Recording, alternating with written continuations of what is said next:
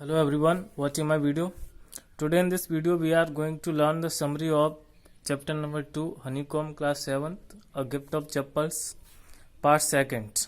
Part first की जो summary थी वो हमने जो पिछली वीडियो अपलोड की थी उसमें जो समझ ली थी। अब जो नेक्स्ट वीडियो है इसमें हम पार्ट 2nd चैप्टर नंबर 2 है हनीकॉम का अ गिफ्ट ऑफ चप्पल्स, इसका पार्ट 2nd है। इसमें क्या बता रहा है और क्या है जो मेन पॉइंट्स वो सबको हम समझते हैं।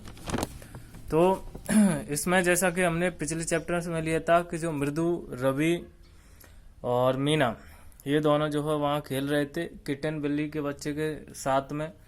तो तभी इन्हें जो है खिड़की में से एक विंडो में से एक आवाज़ सुनाई देती है वायलिन की, जो लली जिसका नाम था वो उसे बजा रही थी। तो जो मृदु थी वो रेंगते हुए क्रीप करते हुए उस विंडो के पास पहुंचती है और वहां से देखती है कि जो लली थी वो वायलिन जो है बजाने की कोशिश कर रही है और इसका जो म्यूजिक मास्टर था वो किस तरह का था उसके बारे में जो है बताया गया है कि वो बाल्ड हेडेड था, अर्थात वो थोड़ा गंजा था, हाफ बाल्ड था और जो है उसके जो है कान हैं, ईयर्स हैं, उनके ऊपर थोड़े थोड़े बाल थे, ऑयली हेयर, मतलब जो बाल थे ऑयल लगा हुआ था, ऑयली हेयर थे एक तरह से। और उसकी नेक में, गर्दन में जो है एक तरह की जो चेन थी, गोल्डन चेन थी और हाथ में डायमंड रिंग थी फिंगर में उसके। और जो है वो बहुत ही पतला था, बॉनी था, पतले बहुत ही पतला, उसे बॉनी बोल सकते हैं, बहुत बॉनी था और थिन, बहुत ही थिन, वेरी थिन था वो। और वो कुछ जो है फ्यू नोट्स अर्थात जो कुछ वो बजा करके सिखाता लली को और उसको लली जो लड़की थी वो उसे फॉलो करती, लेकिन वो फॉलो सही तरीके से नहीं कर पाती और वो जो है ड्रेल होती रहती। ड्रेल मतलब जो है जो उससे उतरती रहती, सीखने से सीख नहीं पा रही थी। ऐसा ही चल रहा था।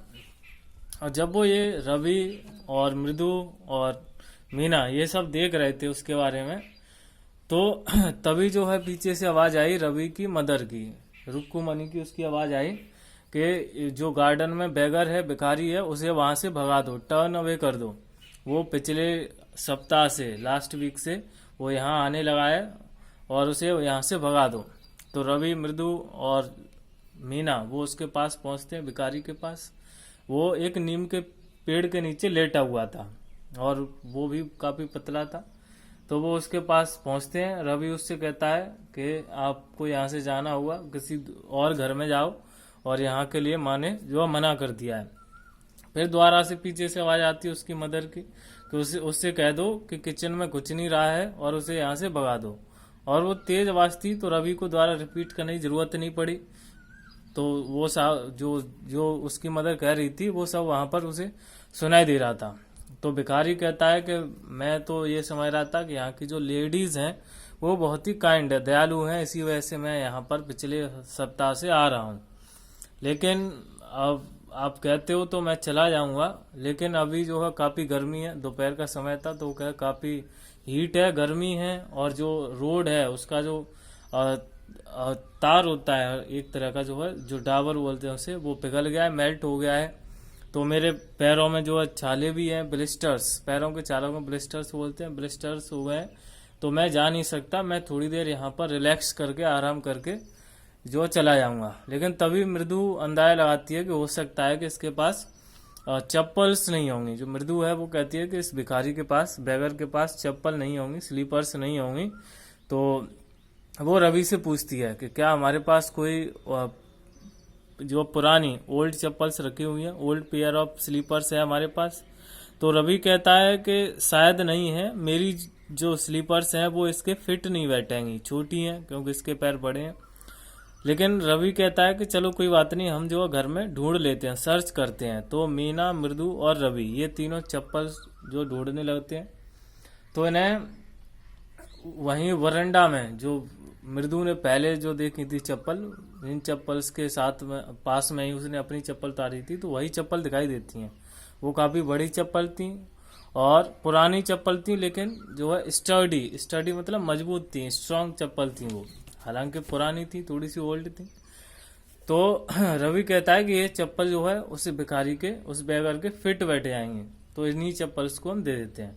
तो रवि उन चप्पल्स को भिखारी के पास ले आता है और भिखारी को वो चप्पल देता है कि ये चप्पल्स आप पहनो और आप जो है आराम से जा सकते हैं। तो भिखारी थोड़ा सा खुश होता है और जल्दी उन चप्पल्स को पहनता है और वहां से जो है उन्हें एक ब्लेसिंग देते हुए, धीमे धीमे बोलते हुए, मटरिंग करते हुए और ब्लेसिंग्स, आशीर्वाद देते हुए, और वहां से वो जल्दी ही चला जाता है, वेनिस हो जाता है। वेनिस मतलब गायब हो जाता है तुरंत ही, कॉर्नर में, गली के कॉर्नर में गायब हो जाता है। गायब मतलब कहीं मुड़े आता है, दिखाई नहीं देता, फिर वो वेनिस हो जाता है। फिर क्या होता है, वो तीनों वहां पर कंचे खेलने लगते हैं, मार्बल्स खेलने लगते हैं, मीना, मृदु और रवि। और तभी जो है म्यूजिक टीचर बाहर निकल के आता है। उसकी जो क्लास थी वो खत्म हो गई, तो म्यूजिक टीचर बाहर निकल के आता है, तो उसे अपनी चप्पल नहीं दिखाई देती। वो इधर उधर ढूंढता है लेकिन कोई चप्पल उसे दिखाई नहीं देती। तो वो उससे लली से कहता है कि मेरी चप्पल नहीं दिख रही, क्या मेरी चप्पल है? तो लली भी बाहर निकल के आती है लेकिन उन्हें चप्पल नहीं मिलती। तो रवि और मृदु और मीना ये तीनों शांत रहते हैं। तो लली फिर अपनी मदर को, रुक्कुमणि को, पाती भी उसके साथ में आती है, उन दोनों को बुला के लाती है। तो रुक्कुमणि देखती है कि चप्पल कहाँ गई होंगी। वो थोड़ी सी परेशान थी, ट्रबल्ड थी कि म्यूजिक मास्टर की चप्पल कहाँ गई।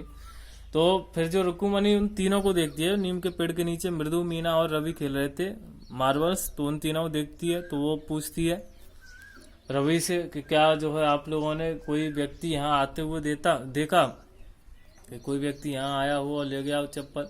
जो पाती थी, जो रुक्कुमणि के साथ में आई, वो कहती है कि हो सकता है बहुत सारे वेंडर्स, जो विक्रेता होते हैं, वो आए हों, उनमें से कोई ले गया हो। लेकिन फिर भी रुक्कुमणि जो उन तीनों की तरफ देखती है, थोड़ा सा डाउट, शक करती है कि हो सकता है कि इन्होंने कहीं कर दी हो। जो मृदु थी वो एकदम डर सी गई, शिवर करने लगी डर की वजह से।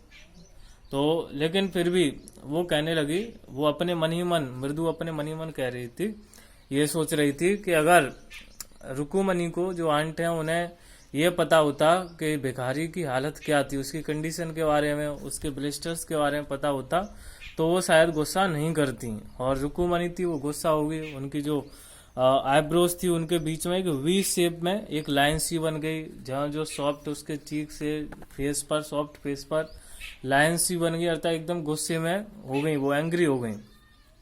लेकिन मृदु ने जो है बोल दिया जल्दी जल्दी कि यहाँ पर एक भिखारी था, उसके पैरों में ब्लिस्टर्स थे, उसके पास चप्पल्स नहीं थी, तो हो सकता है वो ले गया, उसे दे दी। लेकिन फिर रवि जो है पूरी बात बता देता है धीमे धीमे, और वो कहता है कि वो रवि थोड़ा सा उसे समझाते हुए, रुक्कुमणि को समझाते हुए, कि आप ही तो कहा करती थी कि जो कर्ण था, मतलब महाभारत में जो कर्ण था, वो बहुत ही काइंड था, जेनरस था, दानी था। उसने सब कुछ, अपने पास जो भी था वो सब कुछ दान कर दिया था। अपनी ईयर रिंग्स भी जो है दान कर दी थी। आप ही तो कहा करती थी काइंड होना चाहिए, हमें दयालु होना चाहिए, जेनरस होना चाहिए। लेकिन रुक्कुमणि कहती है कि उसने अपनी चीज दान की थी, उसके पास जो भी था वो उसने दान किया था, किसी दूसरे की चीज दान में नहीं दी थी, डोनेट नहीं की थी। दान करना होता है डोनेट, डोनेट नहीं की थी। तो रवि कहता है कि अच्छा, मेरी चप्पल थी, जो स्लीपर्स थी, वो इसके फिट नहीं बैठ रही थी। अगर मेरी चप्पल उसके फिट बैठे आती तो मैं उसे दान कर देता, दे देता। तो क्या आप जो है बुरा नहीं मानती, क्या आप गुस्सा नहीं करती? तो जो रुक्कुमणि थी वो थोड़ा और गुस्से में आई, उसने रवि से कह दिया कि तुम अंदर जाओ, गो इनसाइड। रवि से अंदर आने के लिए कह दिया और रवि अंदर चला गया। फिर जो है रुक्कुमणि ने, जो आंट थी, वो क्या करती है कि वो अंदर आती है और अंदर से उसके जो मामा की, मतलब रवि के मामा की, जिसका नाम था गोपी, उसकी जो है स्लीपर्स ले आती है। तो उसकी जो स्लीपर्स थी वो ज्यादा जो है, गोपू मामा था, उसका नाम गोपू था। तो उसकी जो स्लीपर्स थी ज्यादा पहनी हुई नहीं थी, एक तरह से न्यू थी। तो वो चप्पल लाके उस मास्टर जी को दे देती है। मास्टर जी फिर और भी बताते हैं कि मेरी जो चप्पल थी एकदम ब्रांड न्यू थी, बड़ी मुश्किल से मैं खरीद के लेके आया था, और वो जो है 1 महीने की फीस के बराबर की कॉस्ट की थी। अर्थात जो लली उसे कॉस्ट देती है, महीने की फीस देती है, उस फीस के 1 महीने की फीस के बराबर की जो प्राइस की थी वो चप्पल्स। लेकिन फिर भी जो म्यूजिक टीचर था वो थोड़ा सा एकदम अनहैप्पी रूप में, थोड़ा सा नाखुश होते हुए उन चप्पल्स को पहनता है और कहता है कि जो है ये बच्चे, ऐसे बच्चे, आजकल के जो बच्चे हैं, टुडेज चिल्ड्रन, इन्हें तो जो है कोई किसी के प्रति रेस्पेक्ट ही नहीं है, सम्मान ही नहीं है, इन्हें तो कुछ पता ही नहीं। और वो कहता है कि ये तो एक तरह से हनुमान है, इन्हें, इनसे तो सिर्फ राम ही बचा सकते हैं। ये ऐसा जो है म्यूजिक मास्टर कहता है।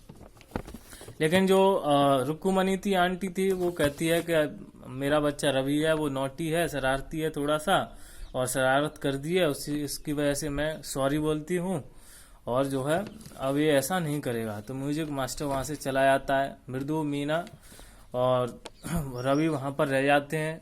तभी जो है रुकुमणि मृदु से कहती है कि चलो तुम अपना टिफिन करो, अर्थात जो है भोजन करो, टिफिन देखो अपना। तो मृदु, मीना वो भी साथ में उसके जाती हैं दोनों। तो जैसे ही वो घर के अंदर पहुंचती है रुकुमणि, किचन की तरफ जाती है, तो वो हंसने लगती है रुकुमणि, उसकी जो गुस्सा आती है वो गायब हो जाती है। तो रुकुमणि उनसे कहती है कि तुम्हारा जो गोपू मामा आएगा तो उससे मैं क्या कहूँगी। वो जैसे ही घर पे आता है तो अपने शूज और सॉक्स को फेंक देता है उतार के, और सीधा चप्पल्स पहनता है। तो वो जैसे ही वो घर वापस आएगा और मैं उससे कहूँ कि तुम्हारी चप्पल जो है मास्टर जी को दे दी, म्यूजिक मास्टर को दे दी, तो वो क्या कहेगा।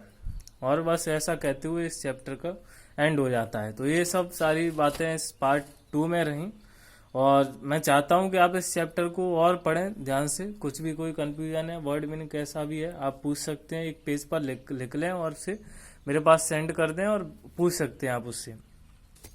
और इन्हीं में से जो क्वेश्चंस वगैरह होंगे, और इस स्टोरी को, समरी को 1-2 बार ध्यान से सुने, और मेन पॉइंट भले ही लिख सकते हैं लेकिन ध्यान से सुने, listen to it carefully. Thank you.